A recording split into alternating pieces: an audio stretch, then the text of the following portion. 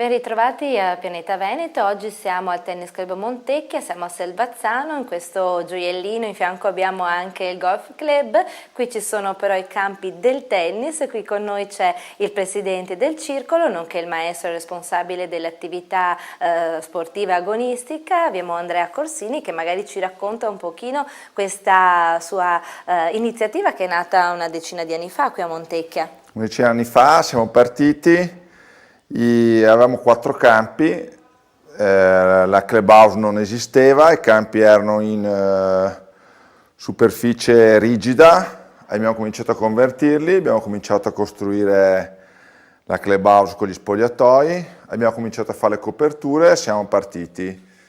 Non avevamo allievi, non avevamo soci, pochissime risorse economiche e pian pianino siamo arrivati ad avere una scuola con 120 ragazzi, una ventina di agonisti e abbiamo cominciato anche con soci ed è partita l'idea proprio di creare un circolo che però fosse più vicino all'attività giovanile che all'attività senior, per cui con tutta la problematiche delle attività agonistiche, la preparazione atletica, la preparazione mentale, la preparazione tattica, tecnica e appunto oggi siamo anche qui perché ci siamo avvalsi della competenza del professor Daino, un docente della scuola maestri, che ha iniziato un corso di preparazione mentale. Quindi i ragazzi e l'attività agonistica in primo luogo, appunto palestra, training mentale, i campi ovviamente perché si gioca, si deve giocare e per tante attività anche perché li seguite anche nei tornei, li portate, avete i primi risultati anche dei ragazzini oltre che dalle squadre perché siete mi sembra che l'Under 12 femminile vostra si sia qualificata per le Final Four regionali. Quest'anno l'Under 12 è andata bene, con 2 ragazzine, di cui una è entrata anche nella fase nazionale e siamo approdati alle semifinali nel campionato a squadre. Quindi un lavoro duro però che ha dato i suoi risultati e abbiamo sfiorato anche con i maschietti, non ce l'abbiamo fatta, comunque siamo già contenti con le ragazzine. E poi l'attività, quella della scuola, si amalgama con tutta una serie di attività di tornei, state ospitando, oggi sono le finali proprio un torneo under del circuito Young Boys e avete poi anche tutta un'altra serie di tornei che portano il tennis Montecchia anche a conoscenza anche degli amatori, se non sempre dei giovani. Sì, noi ospitiamo 2 tornei di quarta appunto per accontentare gli amatori, qua ci sono parecchi tesserati di quarta categoria per cui è giusto creargli 2 tornei in casa, uno lo faremo a dicembre per cui apre diciamo la stagione nuova tennistica 2015 e uno lo faremo a fine agosto. E poi appunto queste tappe per under che ti stanno particolarmente a cuore. Sì, attività under diciamo che è il core business dell'associazione sportiva. Per quanto riguarda invece i progetti che volete mettere in campo, ci sono delle cose che ti stanno a cuore, che stai portando avanti, qui siamo comunque su terreno comunale, stai lavorando con l'amministrazione comunale per ottenere qualcosina in più? Noi cercheremo di completare l'impianto con altri 2 campi perché effettivamente i 5 cominciano ad esserci un po' stretti, speriamo adesso che si arrivi a un accordo e possiamo costruire altri 2 campi per dare più spazio agli atleti. Mi dicevi anche che ti piacerebbe fare non solo una piscina ma anche un'aula studio perché i ragazzi venissero qui al circolo e facessero del circolo una seconda casa, quindi sì tennis, sì l'allenamento, però anche se hanno bisogno di un'aula studio per fare i compiti piuttosto che per socializzare, che fosse qui proprio una seconda casa. Sì, ci rendiamo conto che spesso i genitori accompagnano i ragazzi, poi vanno al lavoro, per cui li vengono a ritirare verso le 7, 7 e mezza, per cui loro, finita la loro attività sportiva, rimangono al circolo, però sarebbe utile che quel tempo là lo sfruttasse eventualmente per studiare, per cui avere magari un insegnante, un tutor che li potesse aiutare anche nel percorso scolastico. E poi c'è una parte della vostra attività che è anche quella di portare il tennis anche nelle piazze. Avete partecipato qui nella provincia padovana a delle manifestazioni con dei mini campi con i vostri maestri e i vostri ragazzi per portare il tennis a conoscenza anche degli altri, quindi una serie di attività di questo tipo. E un'altra serie che invece riguardano delle attività di beneficenza.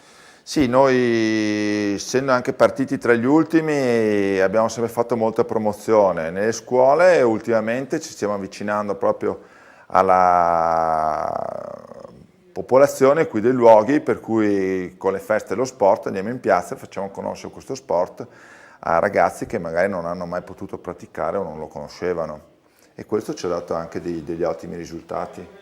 E poi ci sono queste, organizzate anche questi eventi di beneficenza. Noi a Natale facciamo sempre un torneo tra i nostri ragazzi e anche quelli di altri circoli, ed è un torneo rivolto ai ragazzi che non fanno attività agonistica, i ragazzi che frequentano le cosiddette SAT, le scuole di addestramento tennis.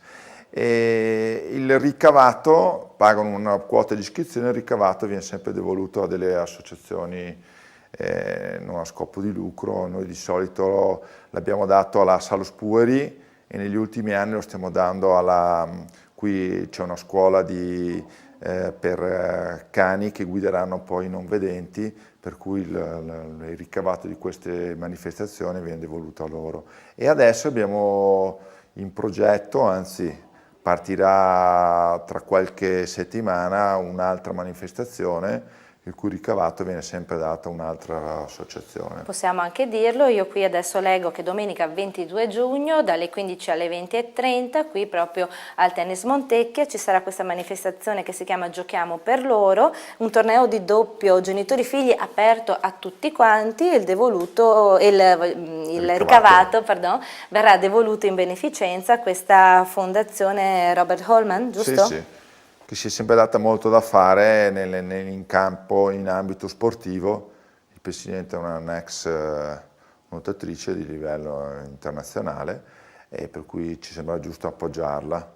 Abbiamo ospitato appunto questa manifestazione e soprattutto abbiamo anche contribuito con i nostri giocatori a renderla una manifestazione abbastanza importante.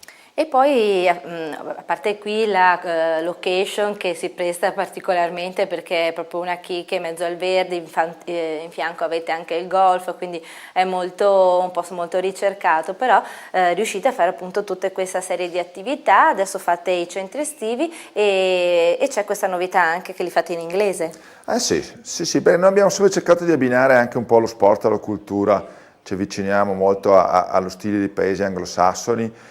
Per cui l'idea di far fare la scuola in inglese abbinata al tennis in maniera anche molto ludica ci sembrava un'ottima idea, ha dato degli ottimi risultati, per cui siamo anche molto contenti di questa iniziativa qui che è partita quest'anno ed è partita molto bene.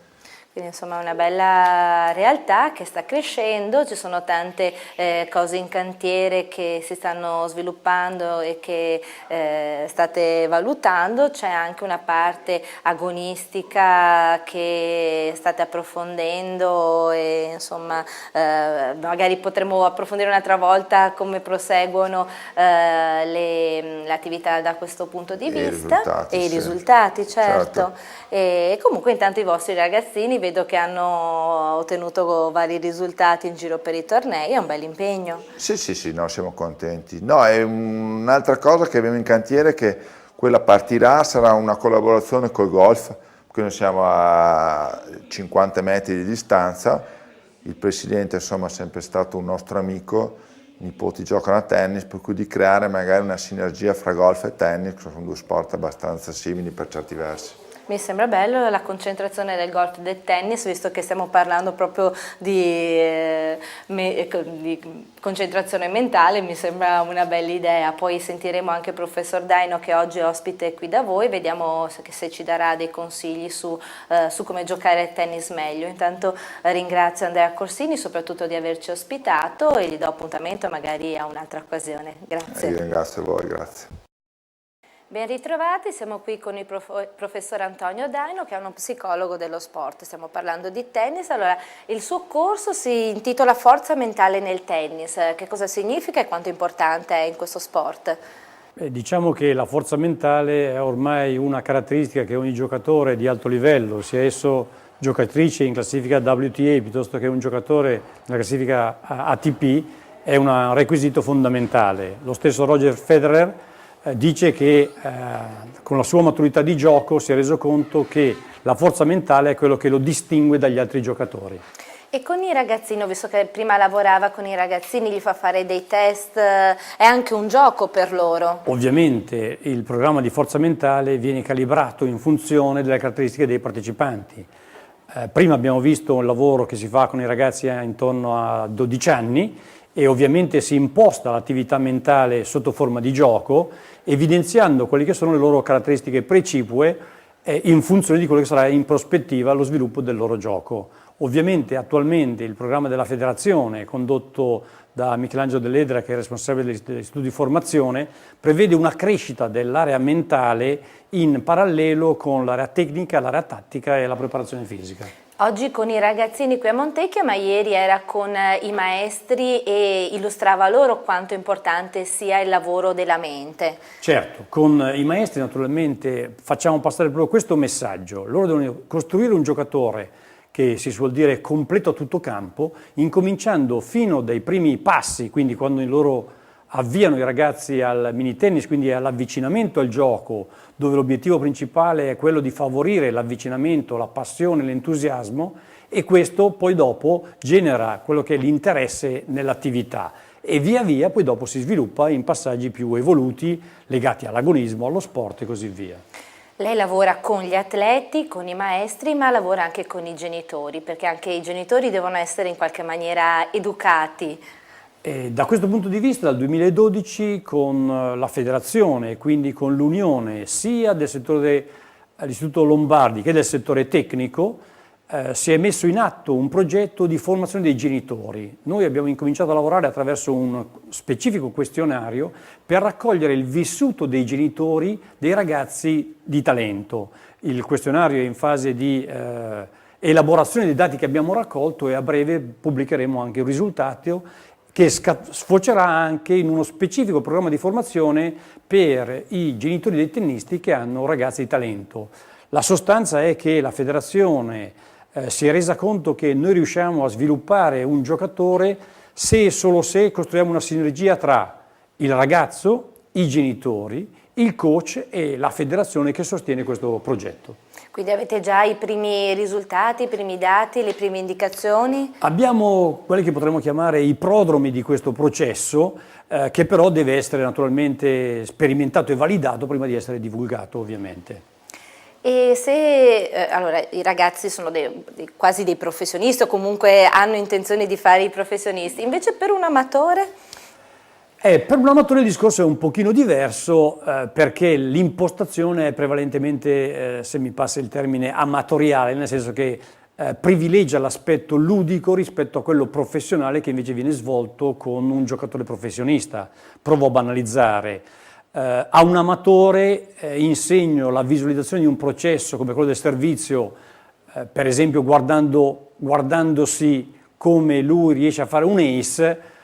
Con un professionista si mette a punto un rituale calibrato proprio sulle tecniche necessarie al processo di visualizzazione, sia in fase di servizio che in fase di risposta. Quindi, come dire, due programmi leggermente diversi per la prima tipologia o per la seconda tipologia. Comunque ci saranno un decalogo base, diciamo, possiamo dare qualche consiglio, cosa dobbiamo fare? Beh, giusto così, una pillola di sapere potrebbe essere: l'amatore deve cercare di approcciarsi al gioco con una visione positiva, ottimistica di successo, un professionista deve avere sì questa visione, ma il cambiamento del proprio modo di pensiero implica un lavoro a monte decisamente più in profondità, con sistematicità e con una serie di tappe indispensabili. Il lavoro che stiamo avviando col Tennis Club Montecchia con i ragazzi più forti è già un un programma che si colloca a metà tra la dimensione amatoriale con i ragazzi più piccoli e la dimensione professionale con i giocatori più forti. Quindi diciamo c'è speranza per tutti, anche per, per gli amatori che Certo. vogliono migliorare non solo nel colpo tecnico ma nel modo di stare in campo. Certo, certo. Da questo punto di vista una visione in positivo, che però non è semplice, cioè riuscire a guidare il proprio pensiero, la gestione delle immagini in positivo è senz'altro un prerequisito per ottenere migliori risultati. Noi ringraziamo il professor Daino perché insomma ci ha dato anche una speranza, ha dato una speranza un pochino a tutti quanti, lo lasciamo andare che ha del lavoro da compiere, io intanto aspetto il prossimo ospite, grazie.